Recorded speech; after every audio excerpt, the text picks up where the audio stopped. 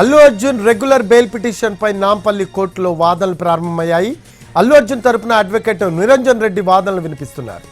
మరోవైపు చిక్కడపల్లి పోలీసులు కౌంటర్ దాఖలు చేశారు. సంధ్యా థియేటర్ తొక్కిసలాట కేసులో అల్లు అర్జున్ ప్రస్తుతం మధ్యంతర బెయిల్పై ఉన్నారు.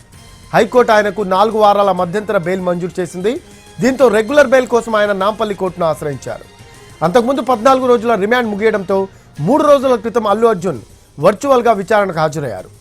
జనవరి 10న అల్లు అర్జున్ రిమాండ్పై విచారణ జరుగుతోంది.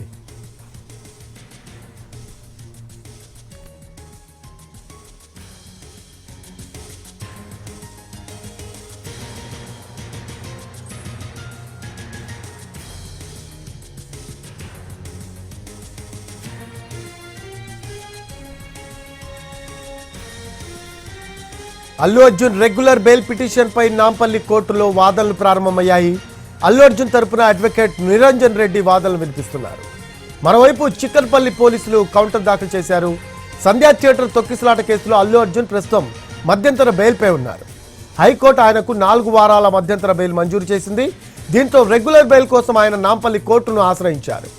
అంతకుముందు 14 రోజుల రిమాండ్ ముగియడంతో 3 రోజుల క్రితం అల్లు అర్జున్ వర్చువల్గా విచారణకు హాజరయ్యారు. జనవరి 10న అల్లు అర్జున్ రిమాండ్పై విచారణ జరుగుతుంది.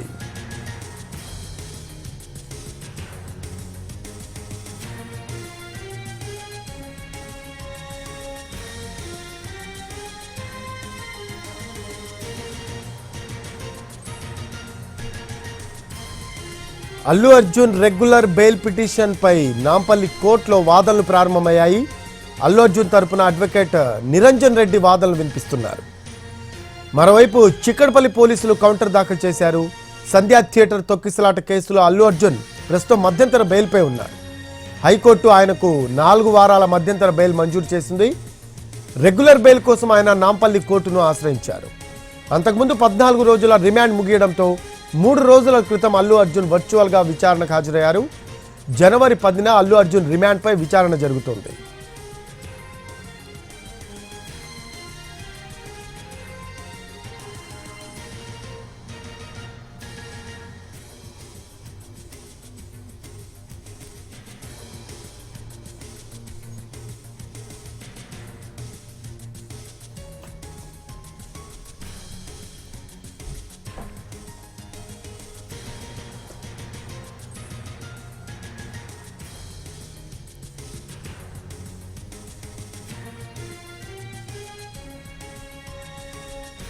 నాంపల్లి కోర్టులో అల్లు అర్జున్ బెయిల్ పిటిషన్ పై రెగ్యులర్ బెయిల్ పిటిషన్ పై వాదనలు ప్రారంభమయ్యాయి.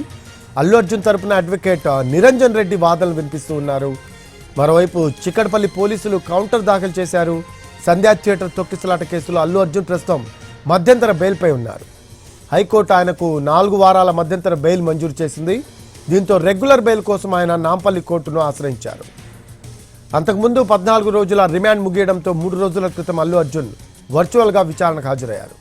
జనవరి 10న అల్లు అర్జున్ రిమాండ్పై విచారణ జరుగుతుంది.